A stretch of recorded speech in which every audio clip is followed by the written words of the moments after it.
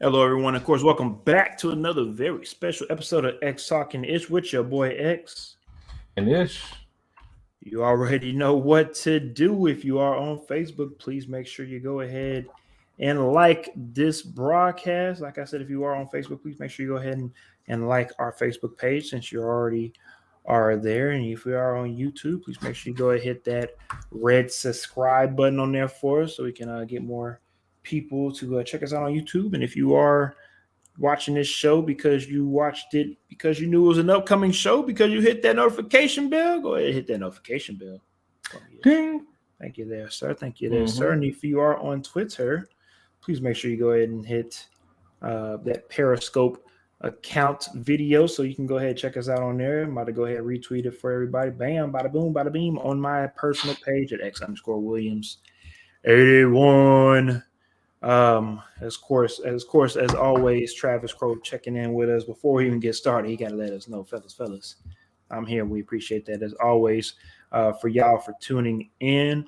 But before we do get into the weekly slate, let's let everybody know right now we do still technically have week 15 still going on. So we are technically in a live week 15 recap. So what that means is we are in some inception type of recap.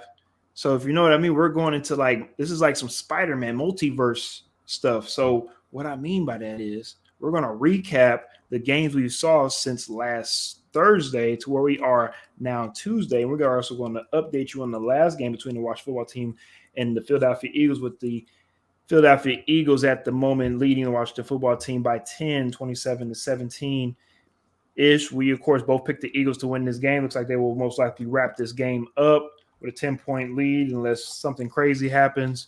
But for the most part, it looks like the Washington football team are finding their way to not make the playoffs instead of being able to control their own destiny and take advantage of the opportunities they had in front of them. And man, it's a sad case. You have injuries. You have, of course, people on COVID lists, but I just feel like the Washington football team, due to the injuries that they've sustained, of course, just Chase Young and other players, they're not going to be able to, of course, take not even the division away from the Cowboys because that's past, but at least maybe take a playoff spot from somebody in the NFC. Yeah, I don't think they're gonna make the playoffs at this point. They really needed this game. I always felt like the winner of this game was gonna be in the driver's seat as far as if there was a second team to come out of the NFC East. Whoever won this game was going to be that second team. It's still not a guarantee because, unfortunately for them, the NFC West has just been really strong. Earlier in the season, it didn't look like San Francisco was going to be able to make it in, and now San Francisco has been playing a lot better. So, Yeah. who knows from that situation? I guess Minnesota, who's also sitting at 7-7, could be the one that gets plucked out. You got the Eagles that now with this game are also sitting at 7-7. So it's going to come down to the stretch. It's going to come down to strength of schedule because unfortunately those two teams don't play each other, so there is no head to head. So you're looking at strength of schedule right now, and I mean, for the Eagles, they've got the Giants, Washington football team again, and the Cowboys left. So they're gonna need to take care of business against the Giants and Washington football team, and then hope the Cowboys are resting some people in the last week, and maybe they'll pull that game out as well. And who knows, with the run game looking the way that it has been looking, the Eagles could definitely sneak in and take that spot from the Minnesota Vikings. They could, but I see Captain Kirk finishing the job in Minnesota and making a playoff push late run for the Vikings. I have more trust and faith in the Vikings. I know it sounds weird, than the Eagles. No disrespect to the Eagles, they're playing a lot better in the end of the season than they have started out the season. I do see them growing together as a young core. They are growing. But when it comes to what Minnesota has done and what I've seen from them, I trust them more as a team. At the moment, the Minnesota Vikings do hold that seventh spot in the playoffs in the NFC.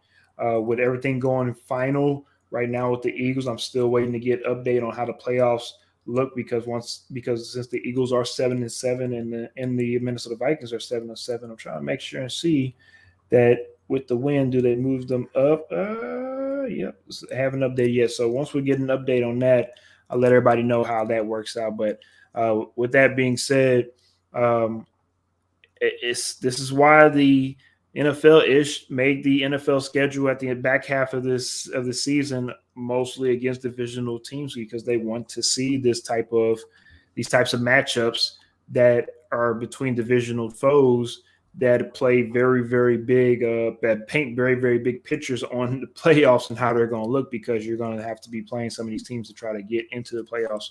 Of course, another divisional game that started around the same time as the Washington football team versus the Eagles was Seattle Seahawks and the Rams. And the Rams took care of business in LA as they should, winning that game as well.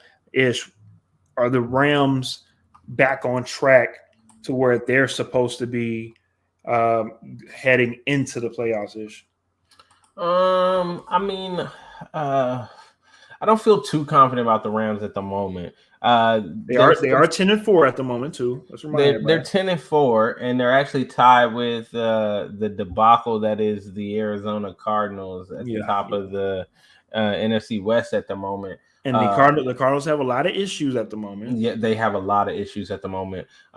With the Rams, though, they've also been inconsistent. I mean, if you watch this game tonight, I mean, it didn't really look too convincing against a team that, while the Seattle Seahawks are sitting at 5-8, let's be honest, they've kind of packed it in for the season. They're not really in contention for anything. So you were expecting a Rams team that looked really good a week ago and seemed to be clicking on offense to come out and, just kind of let it be known, not necessarily blow this team out because it is an NFL caliber team, but at least, show some offensive continuity or something, more progress. And it didn't look that way for me tonight. So I'm still a little concerned. I still don't know what Rams team I'm getting next week. I don't know what team is going to show up. Is it going to be the team that's, firing on all cylinders and Cooper Kupp looks like the MVP, or is it going to be more of the same kind of up and down situation?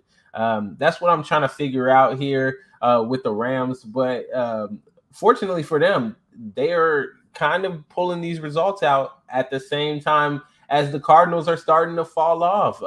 Cliff in Arizona, I don't know what's happening there, but they might give the Rams the NFC West. They might, and if they do let him slip through their hands like that, that definitely would not be a great way to end the season the way you started off the season for the Cardinals and the high hopes you had, especially going into this season. With all the acquisitions you were able to get in during the offseason, some people called it hype. Some people called it, hey, this could be a real run. It looked like in the beginning of the season that, hey, this really could be, a great run for us as the second year coach and trying to get things back to where it needs to be, as in the offense that you want, and you're getting your defense back to where it needs to be. And seems like you kind of are hitting a wall due to the injuries that you have, and also due to the lack of postseason success you haven't had as well. If you let the Rams slide up under you and win the division, I think it puts a black eye on what you've done this year for the Cardinals, especially going into the playoffs.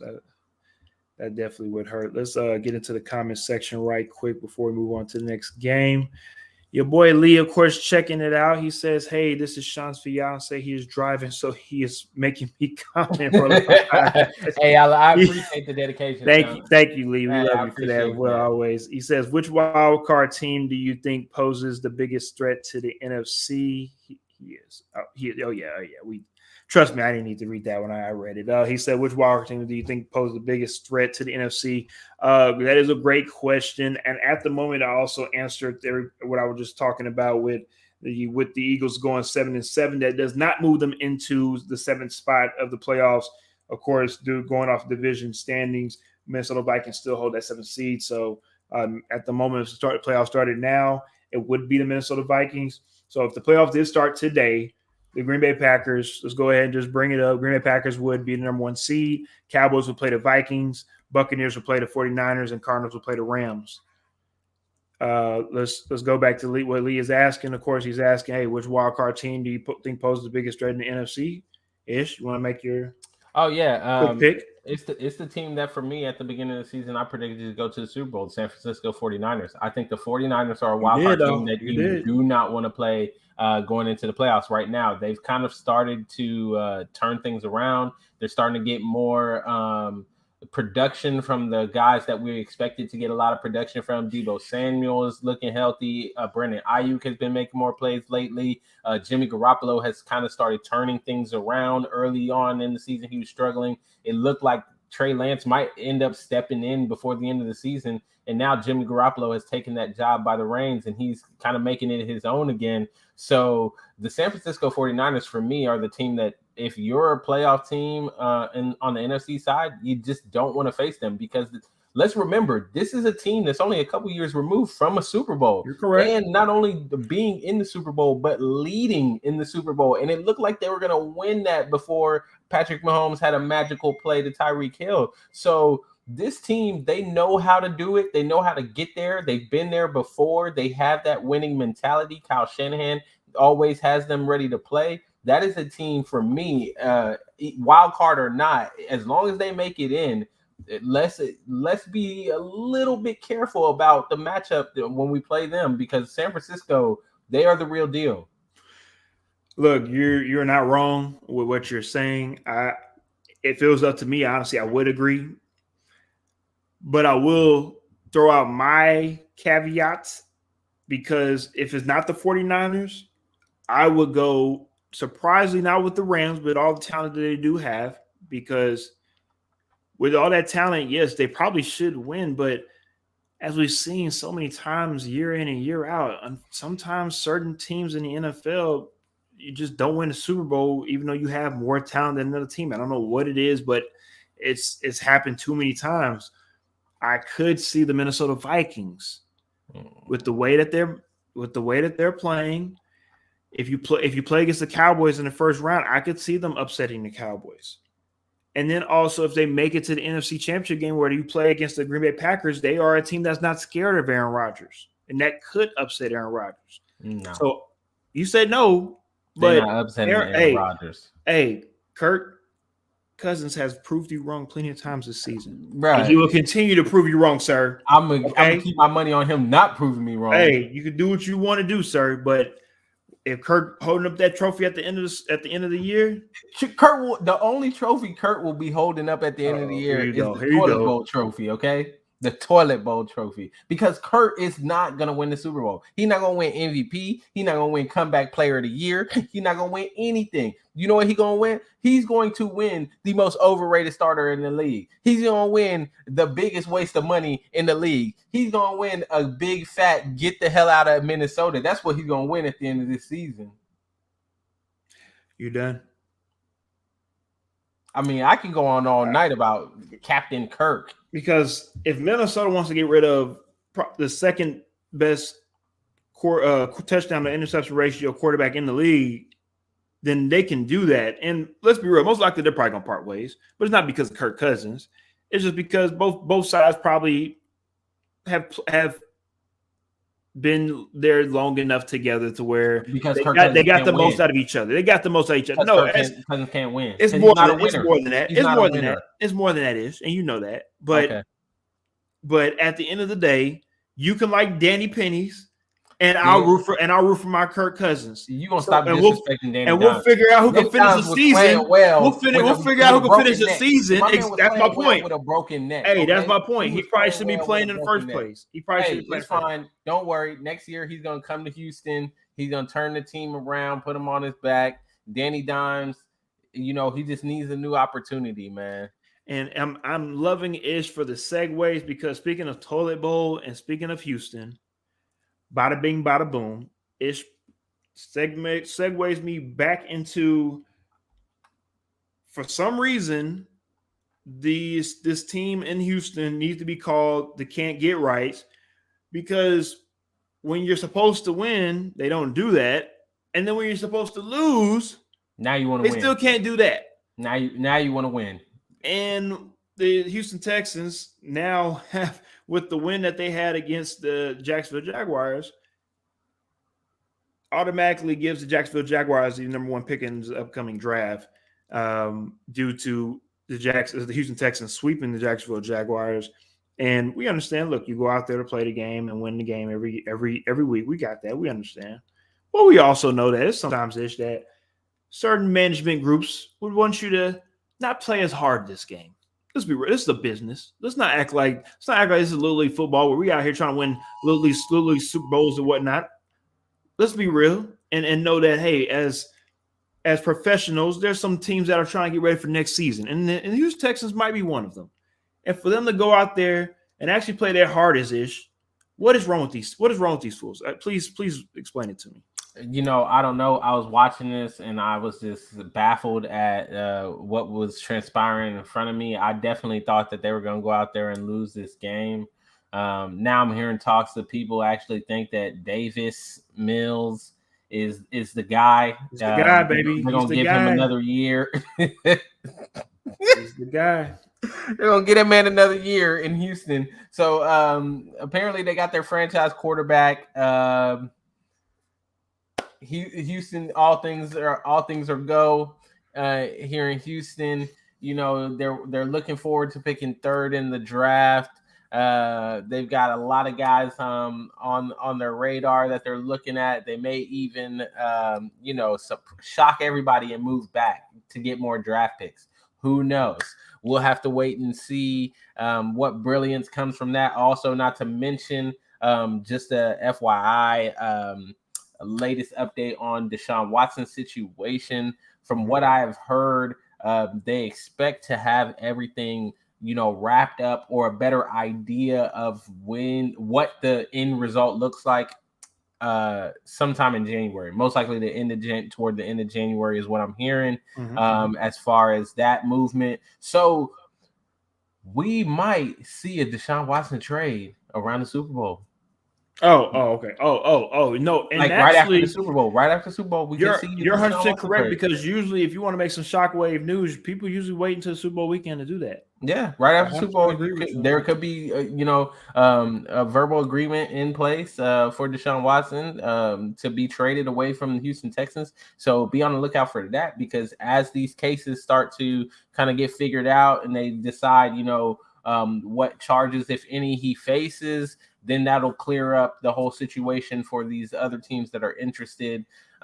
Congratulations to the London Jaguars. The London Jaguars, congratulations. You will be picking first in the draft. I look forward to seeing my man from the team up north going to the Jacksonville Jaguars down there to help that defense. That defense needs all the help in the world it can get. And hopefully y'all do the right thing and hire the right guy. I'm hearing, X. I know X is a big fan of Byron Leftwich. But I don't know. We'll have to wait and see. If I'm Byron Leftwich, I kind of don't want to step into that kind of situation. But, it is what it is. London Jaguars, I look forward to seeing y'all play in London next year and winning another game in London.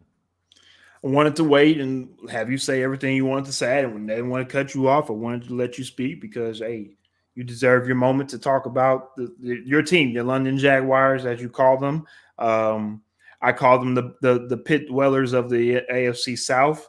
But I want to get to this comment that Lee talked about on here. And we talked about this last week. Well, I did. I spoke on Byron Leftwich being able to be at least a candidate for this type of job, to where he honestly don't even need to be a candidate. He needs to be literally the only guy for this job. And what I mean by that is the comment from Lee is saying, I love the idea of Byron Leftwich walking into Lawrence Etienne coming back along with another top pick. He also asked 2 first rounders and 2 first rounders this year, right? I'm pretty sure, yes, they do have 2 first rounders. Ish will most likely look that up for us and get back to us. But from what I've already preached last week, Byron Leftwich waited out opportunities on purpose because he knew what he had in Tampa. And honestly, it was the best thing for him. And the same with Eric Bieniemy in Kansas City. But the difference between Eric Bieniemy and Byron Leftwich is that what it looks like, and I could be completely wrong, but what it looks like is that Eric Bieniemy most likely will be the successor to Andy Reid when Andy Reid retires from the Chiefs, compared to Byron Leftwich being the successor to Bruce Arians in Tampa. And I could be wrong. Maybe Bruce Arians retires next year. Maybe Bruce Arians says, hey, I'm done. I got my Super Bowl, maybe back-to-back. They retire, and I say I'm done, and Byron Leftwich moves up, and we're not even talking about him going to the Jags anymore. But I look at him going to the Jags as the best thing for everyone, because what it shows more than anything is that it's a fresh reboot for Shad Khan. Shad Khan, look, why? Well, don't shake your head. What I mean by that is, Shad Khan, you already made the wrong hire by hiring Urban Meyer. You messed that up, right? At least bring in a guy that does have coaching experience. He's a coordinator. He's played the game. Your franchise drafted him in the first round, mind you. Why not bring this guy in to at least see what he can do to try to turn this franchise around? Ish. First off, Jacksonville only has one first-round pick this in the upcoming draft, so that's a little disappointing. Also, I'm shaking my head because, no, if I'm Byron Leftwich, I understand you getting the opportunity. Oh, yeah, that's grand and all, whatnot. No, it's not. It's a setup. Don't go to Jacksonville. It's a setup, bruh. This is a problem I have, right? Okay, I have a question. Okay, I got a question. Before you got a question. No, hold on. I have a question. Go ahead. So are you saying that an organization like Jacksonville will just always be trash and they can never become better? Because we just saw it with Tampa. Tampa used to be one of the best franchises in the NFL. And look where they are now. No. Sooner or later, a team has to find a way to get better. The Jacksonville Jaguars were just 4 years removed from an AFC Championship game appearance, right? Don't get me wrong. Hold on. Let me tell you why it's a setup, right? Let me tell you why it's set up. I'm not saying they're going to be trash forever. The London Jaguars will one day be good again. But let me tell you why it's a setup. It's a setup because, dude, this happens to minority coaches all the time, right? They go into these situations that are the bottom of the barrel situations. Because why? Because everybody's like, well, give them a chance. They deserve an opportunity. But the only opportunity they're going to get are these bottom of the barrel opportunities, because the better opportunities, like let's say New England, for example, they've already got their heir apparent ready to go. Josh McDaniels is going to be there. Or best believe, like in Detroit or some other place, they're going to go hire like a special teams coordinator guy to be the guy instead of hiring one of these minority coaches, right? So they're going to go to the bottom of the barrel place. Now, Byron Leftwich might go in there. He might establish something. He might start to build something, but he won't get the time to finish, okay? Because you know what's going to happen? 2 years into the project, they're going to be like, well, they only won 2 games. Well, yeah, because the team needs like a complete overhaul. They need a long period of time to build. They need a chance to build this team out, but you're not going to give him that time. You're going to complain that they aren't winning. They're not winning the AFC South or whatever nonsense these critics like to do nowadays. And then he's going to be out of there. And then everybody's going to look at him and he's going to be damaged goods, because no, you can't have a guy that only had a losing record as a head coach. And never mind that he was coaching the Jacksonville Jaguars. And so then he's not going to get another head coaching job again. Like, it's a setup. It's a setup. I'm sorry, but I don't want Byron Leftwich to go to Jacksonville, because that is not a good situation. That team is a long way away from competing. They are a heavy rebuild candidate. And for anyone to sit here and say that Byron Leftwich is going to get over there and get an opportunity to build that franchise, that is a bold-faced lie. He will not get the opportunity to build that team to be what he wants. At most, he gets 2 years, and if he doesn't get the results, he's out of there. First things first, if Byron Leftwich becomes the head coach for Jacksonville Jaguars, you heard it here first on X Talking Ish. He would not win only 2 games. Ishmael is just on his emotional rants, and I'm going to let him make it. But no, they're not going to win only 2 games. Ish is being very disrespectful to the knowledge of Byron Leftwich and his football IQ. And Also, the roster of the Jacksonville Jaguars, are they trash? Most likely. But let's be real. Let's be real. Urban Meyer makes them that much more trash. And I believe, so you gonna blame Urban, oh, man, my ass. So you gonna oh, man, my ass. Urban? You damn right I am. You damn right I am. Oh, you gonna blame my man Oh, Urban what? Like that? Come on, what? Dude. Nah, hell nah. So don't that being said, let me finish up. Will you get some fresh new blood in there like Byron Leftwich with some new coaches? They're gonna win 2 games by week 2. Stop playing with them. What I mean by the Jacksonville Jaguars is they're gonna go as far as the energy takes them, and they will flame out the first year. They're gonna win by 6-7 games, but they need 7. Yes. Next year they're gonna win 6 or 7. You heard what I said? Oh, what? X, bro. I know you've been at the hospital. This 2, hey, they won 2 games this year, and they beat. And one of the teams that they beat is one of the teams that they beat the playoff team. Don't let them catch you doing drugs in the hospital. That's a federal offense, bro. You need to stay away from them things. You know, if we need to put you in a center, we can put you in a center. But you coming out here and talking about Jacksonville winning 6 or 7 games, like I know you on something. All right, we're gonna move on because we need to stop talking about Houston and Jackson. We got other teams to talk about because we definitely going way off topic talking about these bums. All right, Travis Crowe says Coach Wolfen to the Jags. I believe it. And he also says Wolfen eyes. I will say hell to the no. That will never happen. Also, Lee says, sounds like Mark Jackson did what the Warriors did. All the work. Steve Kerr got the glory. Yes and no on that one. Yes, it is very true what happened with Mark Jackson. Mainly, he got fired because of religious/personal beliefs. And that's another story for another day for another sports show, not on this sports show. But we know what you're talking about, Lee. And also, cousin Deborah with the happy emojis. Apparently she thinks what we're saying is funny, and I agree because that's what I do when I'm watching Houston Texans play, is majority of times laughing my ass off because that's not a great franchise to emulate anything after. You know, kids don't even watch that franchise. Watch the Houston Dynamo play. Watch the Dallas Cowboys play. Don't watch that franchise anymore. Until Andre Johnson comes back and Arian Foster. But right now, let it go. These 2 franchises, of course, have been pretty much the most consistent franchises over the last 15, 20 years, mainly with Peyton Manning at the helm of the Colts. This is the first game between the Patriots and the Colts without Peyton Manning or Tom Brady as quarterback since 1997-ish. That's a long time. Yeah, man. That's a long time. It speaks to the longevity of those 2 guys and what they were able to accomplish at those 2 teams. 100, and also it goes to show you too that these 2 teams have been so interconnected between each other, not just on the football field but also off the football field. If anybody caught that, of course, the little bit they did with Josh McDaniels, of course, was supposed to be the Colts head coach, and he said, "Okie dokie, I'm just kidding. I'm not going there. I'm gonna stay here." New England, of course, just spoke about Josh McDaniels being the successor to Bill Belichick if that happens with the New England Patriots. Let's talk a little bit about this game. Let's go ahead and move forward after this. But with this game, you thought the Patriots would continue with their 7-game win streak and continue to put the Colts on notice that the Patriots are back.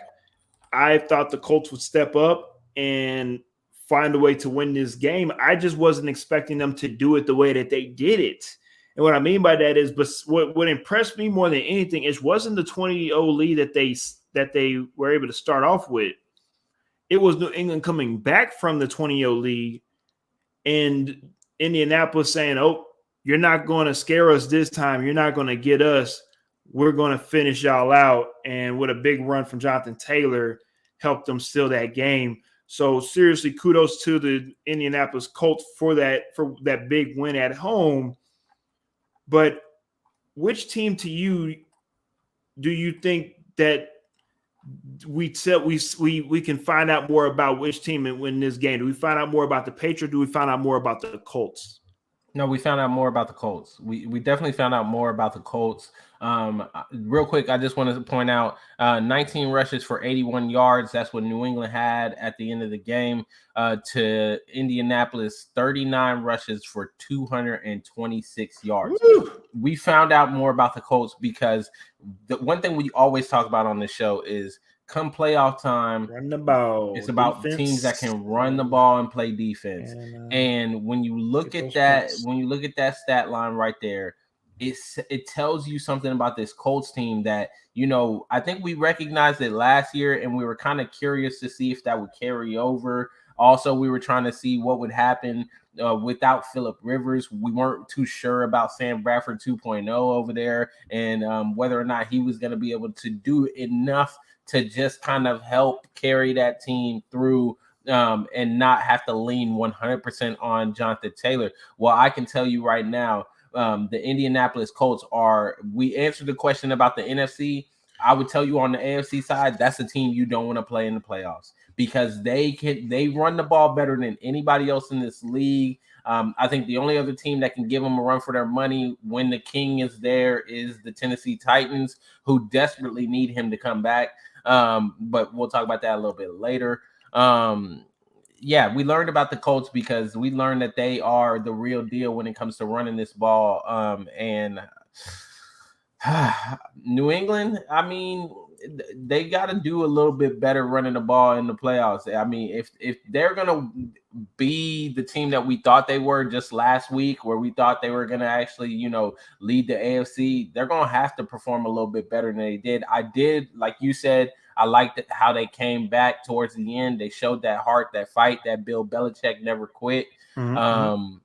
But it was a little bit too late. Yeah, a little too late. And you can't do that in the playoffs. You can't afford to do that in the playoffs. Nope. So we'll have to wait because every team is good in the playoffs. Oh yeah, you're not playing a team that you can feel like you can come back from. Most teams, again, if you're in the playoffs, you're in the playoffs because you're able to finish games and win games that are one score type of games.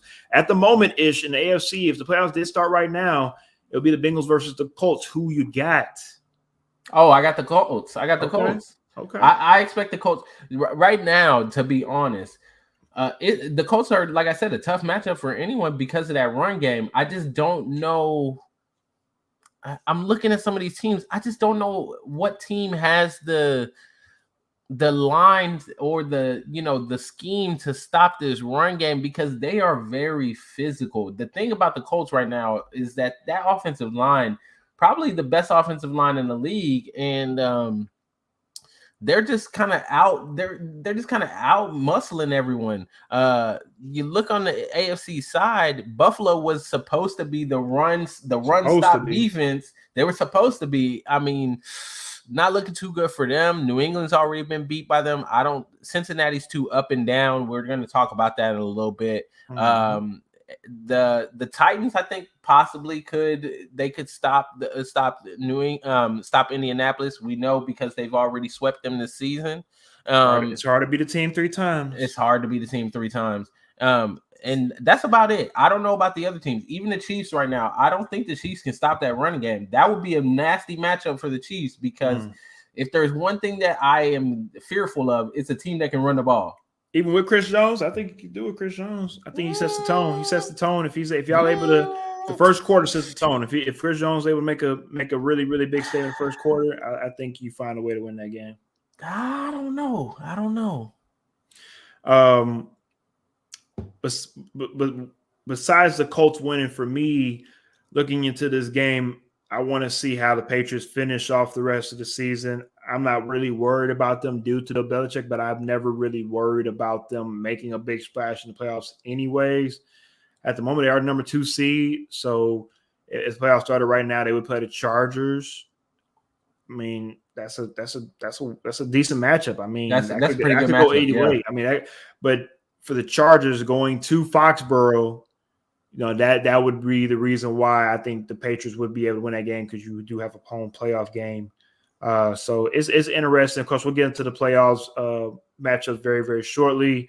Let's go ahead and move on to one of the other better games of the NFL whole week slate. We can't say Sunday slate anymore, because games from Thursday, Saturday, Sunday, Monday, and Tuesday now. And the funny thing about this week of football is let's remind everybody, shout out to us for being able to start this show last year, because we kind of have a little experience by being able to go along with the NFL flow due to COVID being unfortunately moving games. due to outbreaks and whatnot, and of course have changed the games of Raiders, Browns, and Seahawks, Rams, and of course watch football team and the Eagles. And who knows, we might see more postponements moving forward, but we have to, of course, unfortunately, wait and see with this game. Of course, Lamar Jackson was not able to play. So, of course, a lot of people kind of rode them off. And I am talking to somebody that's on this show, and he said, hey, the Ravens are not going to beat the Packers with a backup quarterback, which he was right. This was very right. Yeah, I was right.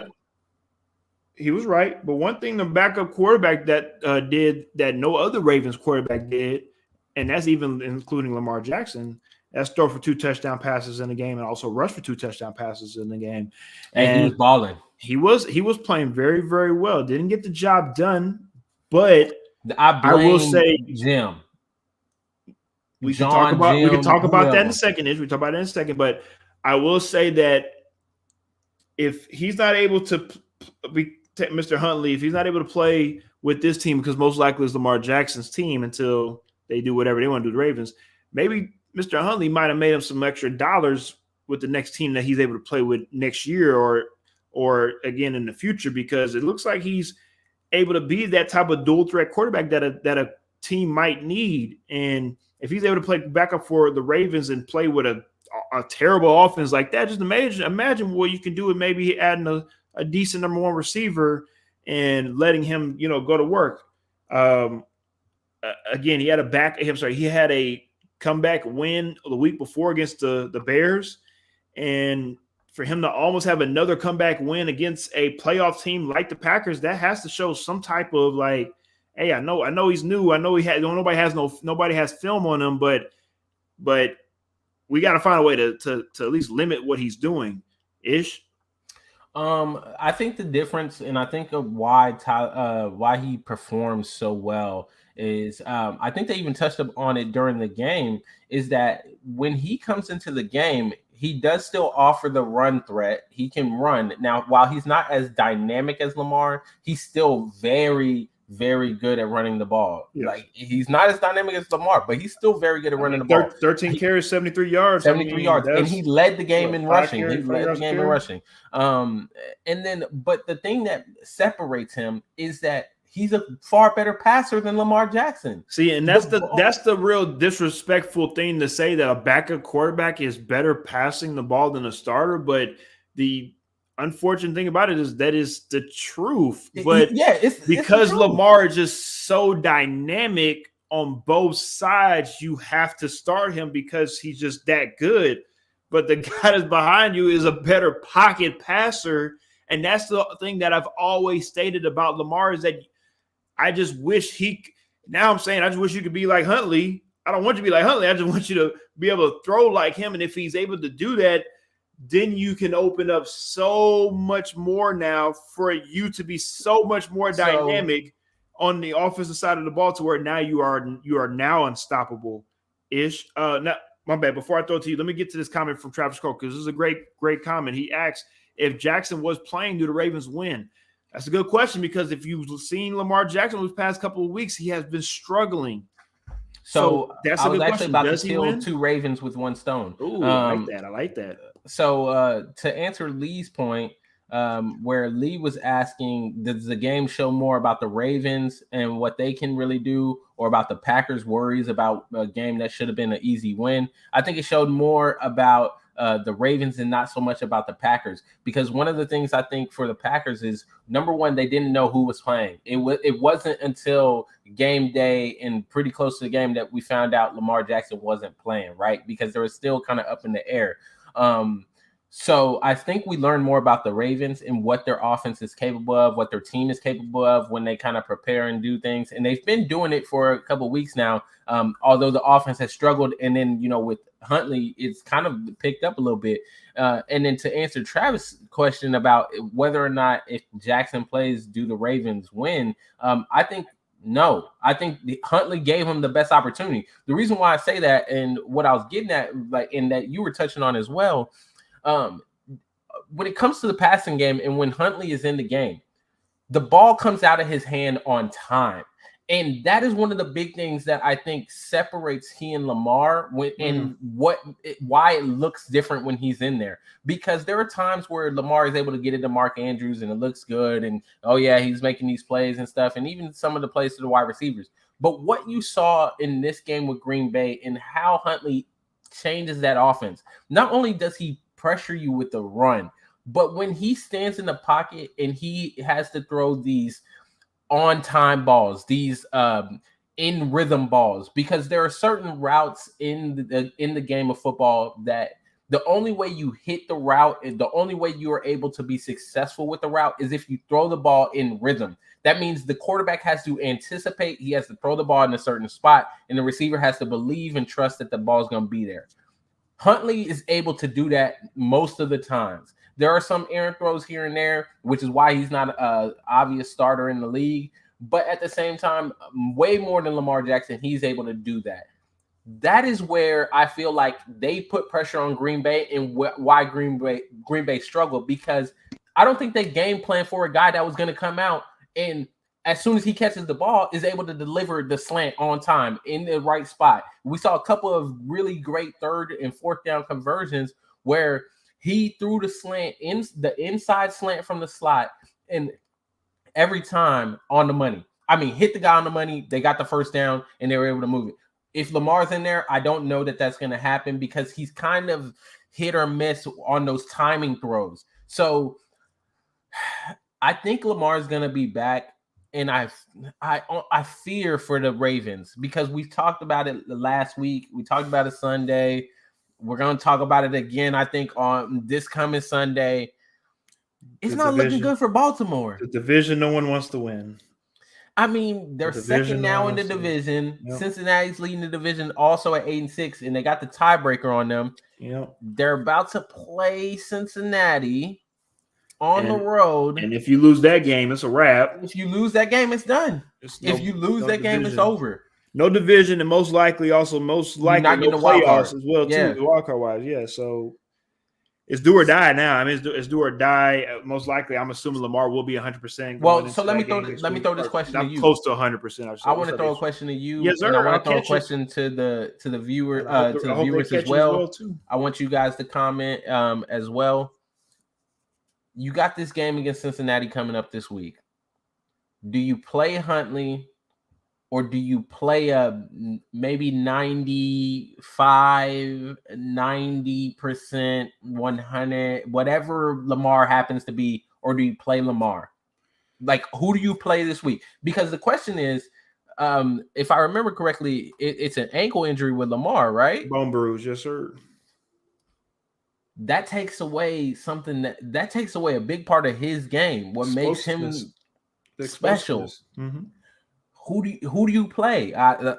Travis already said it. Let's bring up Travis's comment right quick. He says that Lamar. I think we got to be realistic and not act like we're really about to sit a guy that's won an MVP for a guy that's a backup quarterback. So let's actually get back to real football and be serious. But what I will say is, if he is 90% or 95%. Most likely, he's going to get shot up with a shot, and he ain't going to feel it, as in the pain throughout the game. And what you do in the first half is, because you're a smart guy, and you know that John Harbaugh is a smart guy as well. He's going to monitor Lamar in that first half. We're going to see how Lamar plays.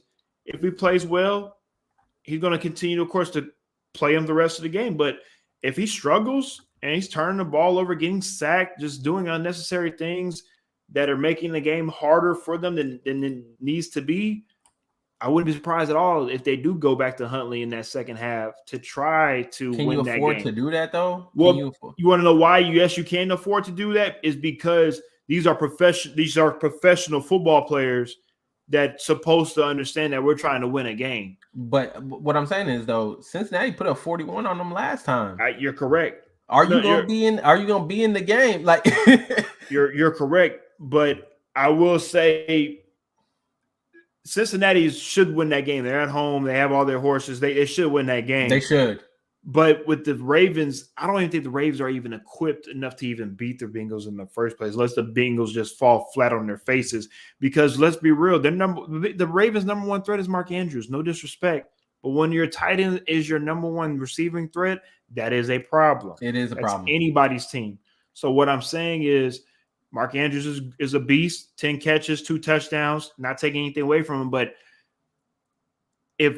as we saw with this, and as you brought this up, and I'm going to finish it with this, as you brought up with John Harbaugh making a horrible decision, it was a team decision. Everybody said they wanted to go for it. John Harbaugh said, hey, let's go for it. They went for it. Because they didn't learn against Pittsburgh. But what the main thing that messed up the whole play is 2 things. One, the start of the play, it's a rollout. So when you roll out, you limit yourself to half of the field. And we already know where you're going. You're going to the right side of the field. You ain't gonna throw it back and go to the left side of the field. That ain't happening. So when you do that and roll out, it's only one wide receiver over there / tight end, Mark Andrews. And guess who you've been throwing it to all game? So it doesn't take a rocket scientist to understand. I could have broke up that pass sitting on my couch watching that game. So, because you have Hollywood Brown on the backhand coming across on a drag where he probably shouldn't even have been on the drag, and he's not going to get there time. He should have been on the inside on the right side, maybe run a whip route or run a corner and be the high and low guy. So that's why I don't trust the Ravens and what they're doing moving forward, because they just don't have enough, and their offense is just not good enough to compete with everybody else in the AFC. Travis Carr also says they could use both, like the Saints did with Breeze and Hill. I see where you're coming from. I see what you're saying. I don't know, though. I kind of feel iffy about that. I never thought about that. That's a good one, Travis. I'm not mad at that. I like that idea, but I don't see John Harbaugh that type of guy. That's the way Sean Payton is, as we see with Taysom. And speaking of, thank you everybody for the great segue. The Saints and the Buccaneers game. We're gonna go ahead and, of course, most likely ended up with I'd this rather game. not talk about this game. No, we're gonna talk. No, we got to talk about this game because the reason why I want to talk about this game, no, seriously though, the reason why I want to talk about the game because this is the game that's making the most waves on social media when it comes to the best memes and the best gifts out there. The best memes by far. That's all I'm saying. You know, Tom Brady has him another one when it comes to the tablet, and you got CJ, BJ. Hold on, Brian, how you spell his damn name? CJ, the cornerback that was in Brady's face. I know somebody from New Orleans tuning in. Go ahead. Yeah, Chad, I know you tuning in for this I was game. laughing at the Saints even picked off the tablet on us. You talking about the one where he picks off the tablet? Yeah. I saw that. Hello. But yeah, Chad wants to see our picks. That's fine. Everybody, just our picks was the same as everybody else except for Drew Brees. Yeah, the only person that believed in the Saints was Drew Brees, and just like everybody else in America, nobody believed in the Saints winning this damn game. Okay, question for you,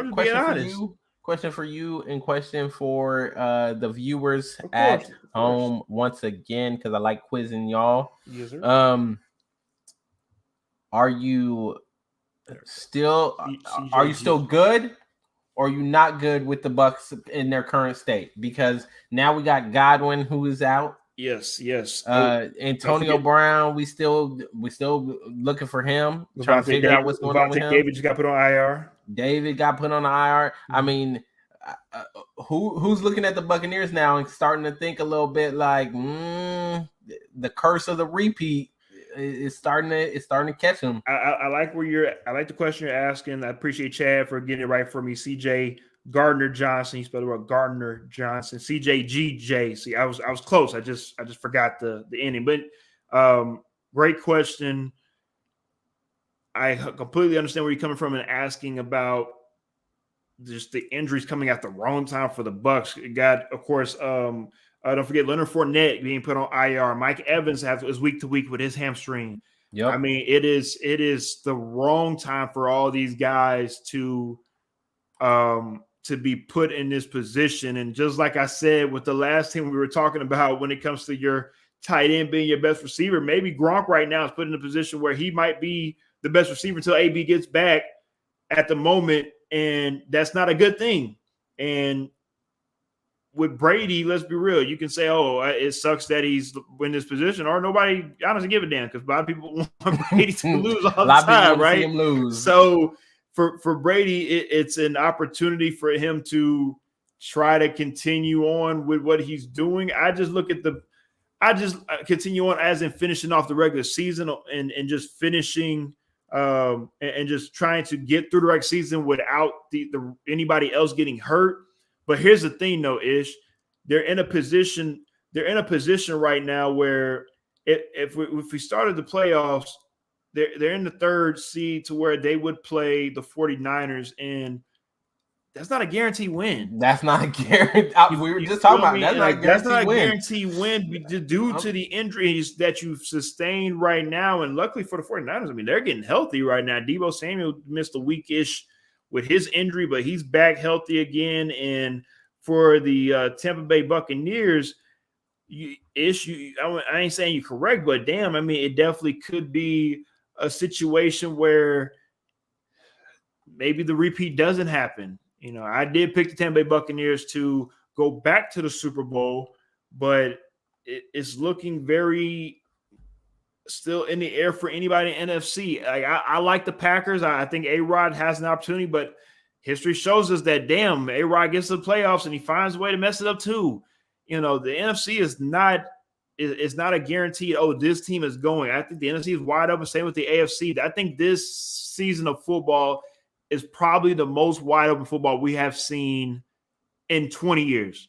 I know that sounds crazy, but I'm very serious. Since Brady has started winning Super Bowls, this is probably the most competitive we've probably seen in the NFL in a long, long time. Oh, yeah. And it is great. It's great for everybody. But it also hurts because we also have COVID going on, and it's messing up a lot of things as well, too. A lot of people are on this COVID list where everybody is pissed off that this COVID wave is hitting teams at the wrong time that's trying to make playoff spots, right? So we have a lot going on in football and also outside of football to where it's affecting everything. And it's what it's been in football all the time when it comes to the battle of nutrition. What team can stay as healthy as possible towards the end of the season and trying to make a playoff run? But yeah, other than that, Ish, I was going to run a couple more games, but to be honest with you, I mean, we really talked about the best games. Nobody really wants to talk about the Cowboys and Giants. To be honest with you, I mean, shout out to the Cowboys. You won the game. You're supposed Cowboys to did what they needed to do. They did what they supposed to do. You know, we'll talk about it a little bit because, of course, Chavis. Unlike a lot of these teams this week, you did what you're supposed to do. Unlike Tennessee Titans losing to the damn Steelers, you messed that one up. I'll go ahead and throw that out right there, because that was just pitiful. I'm about to start calling them the Oilers again. I'm about to start calling them the exact same thing, and looks like we didn't even bring them up. I blame myself. My bad. I didn't bring them up on the I didn't bring them up. But yeah, shout out to the Tennessee Titans for messing that game up. Shout out to the Miami Dolphins for getting back to 500. They definitely needed that win to take everybody else take them a little bit seriously because they're right up on that AFC. They're not far out. They can maybe sneak into a playoff spot. Travis Crowe says the Cowboys are going to win out. I honestly highly doubt that because they'll find a way to mess it up. They might also sit some people that might do that as well too. But it's the Eagles. I don't know that they necessarily want to sit people against the Eagles. But we'll have to wait and see what the positions look like, where everyone sits going into that last week. But I wouldn't doubt if they rest people for that last week. Let's also give a quick thoughts and prayers to Teddy Bridgewater, even though he did get released he get released from the hospital, I should say, from his concussion. He did get stretchered off. With a nice hit to the head on the grass that made him go to the hospital. It seems like anytime Ishmael gives Teddy Bridgewater props, it seems like Teddy Bridgewater finds a way to throw interceptions or get hurt. So we're going to let Ish know, stop talking good about Teddy Bridgewater, please, because you are his kryptonite, his whatever it is, but stop it, Ish. I appear to be, I just can't. I can't offer any praise to Theodore, so I'm gonna go back to telling y'all that Theodore is not the guy in Denver. They're not gonna make the playoffs because of Theodore, and Theodore gonna end up on the Houston Texans next year. Thank you for that, sir. And as well, besides the Lions, man, the Lions out here trying to win a couple more games and trying to mess up their number 2 seeding in the draft. I have one thing to say about this game. What's up? we talked about it, and you were kind of giving me some crap about it, and then you asked the question, and I told you I thought that Cliff was safe. I thought Cliff was going to be all right. And not back to the Cliff. The only way that Cliff might end up, on the hot seat is if they ended the season wrong, right? This is a good way to end up on the hot seat, Cliff. I'm just going to tell you right now. This is a great way to end up on the hot seat. Go ahead and throw the division away because you want to go lose to the Lions. Like, I understand DeAndre Hopkins got hurt. There's some things going on there. But the type of performance that I saw from this team that was supposed to be the team leading the NFC, I'm sorry. But, Cliff, you're going to end up on the hot seat again. If not getting fired, just keep it up. I'm going to leave it at that. I'm not going to say anything because, as y'all know, Cliff is Ish's guy. And as y'all can see, Ish is not very too pleased with Cliff's performance right now. And if he don't get it together, we will definitely have another rant from Ishmael about Cliff. And with that being said, let's go ahead and get into the AFC and NFC playoff standings before we get up out of here for tonight. At the moment, the AFC, the standings, number 1, the Chiefs, number 2, the Patriots, number 3, the Titans, number 4, the Bengals, number 5, the Colts, number 6, the Chargers, number 7, the Bills. We see some teams that have jumped up. We've seen some teams that have fallen back.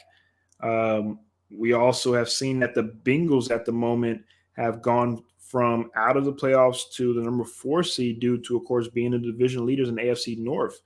I don't know if anybody knows this, but the Browns had an opportunity to be the division leaders for the AFC North if they just took care of their business and beat the Las Vegas Raiders. But because they lost, they dropped to the 12th seed in the AFC. If they would have won, it would be the 4th seed in the AFC. So as y'all can see, that is how close things are right now in the AFC when it comes to seeding, to where you could be in the playoffs one week and out of the playoffs the next. Ish, before we move on to the NFC, you talked about the Colts, of course, being a team to watch out for. Could you see anybody else in this AFC maybe being able to make a run at it? So yeah, obviously if the Chiefs continue in their trajectory, you got to continue to think about the Chiefs going back to the Super Bowl again, which, I mean, that'd be crazy, 3 years in a row. Obviously we talked about the Colts earlier. The one X factor here that I think people are kind of overlooking, but you got to remember they're pretty much a lock for the playoffs, is the Tennessee Titans. The Tennessee Titans right now are a team that, while they lost to the Pittsburgh Steelers, you also have to remember there is still this big, huge, unstoppable force looming in the shadows, because we don't know when the king may return, which that changes the entire makeup of this offense.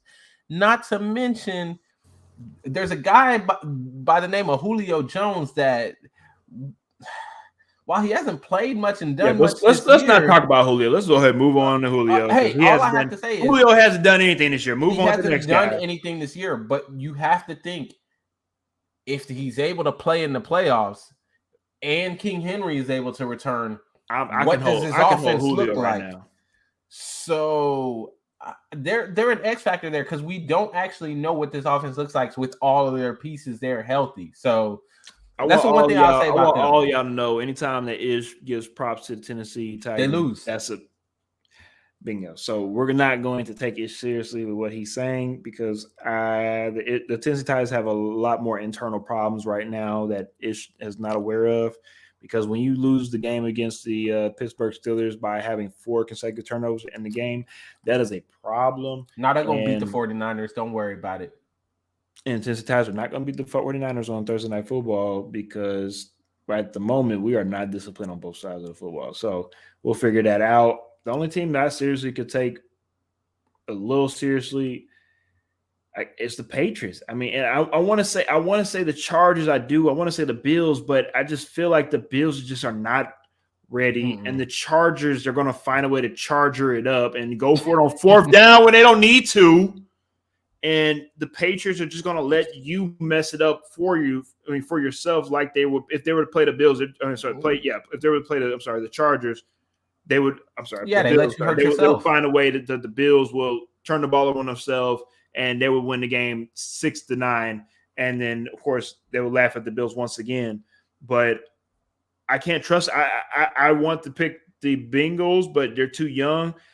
I don't even know what the hell the Titans are doing right now. Yes, Derrick Henry will be back. Yes, A.J. Brown's supposed to be healthy. Yes, everybody else on the defense side is supposed to come back healthy again. But is it too late? Are y'all a championship team like the Chiefs to turn on that switch to say, hey, let's go? I don't know yet. And honestly, not yet. No, you're not.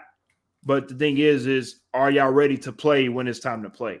So, yeah, interesting playoffs. NFC side of things, number 1, Packers, number 2, Cowboys, number 3, Buccaneers, number 4, the Cardinals, number 5, the Rams, number 6, the 49ers, number 7, the Vikings. I'm not going to ask you the same question. Cowboys to the Super Bowl. I'll ask you that question. Are you still Cowboys to the Super Bowl? Cowboys when it comes to them going to the Super Bowl? Cowboys to the Super Bowl. Why is that? They've got the defensive player of the year. The defense is playing well at the moment. Whoa! Hold your horses there, sir. They've got the defensive player of the year. The defense is playing well. Hold up. So you're already saying that this is over. The award needs to go ahead and just be given to a rookie, sir. They've got the defensive player of the year. Okay. Defense has been playing well. Mm-hmm. The offense is rounding into shape. Pollard and Ezekiel Elliott together in the playoffs. I like that combination. Talked about that before. I like the receiving core. I think that they will. I think this is the year they'll actually figure it out and come playoff time and Cowboys to the Super Bowl. All right, you heard it on X Talking Ish. Week 15, Ish is still on the Cowboys heading to the Super Bowl. I honestly think Ish is delusional, but hey, that's why you got to stay here and see who's going to be right and who's going to be wrong on next week's episode on Week 16 recap. That'll do it for today. Unfortunately, we do not have the pictures for pick'ems. We'll have all those updated. Check on the socials. We'll have all that next week.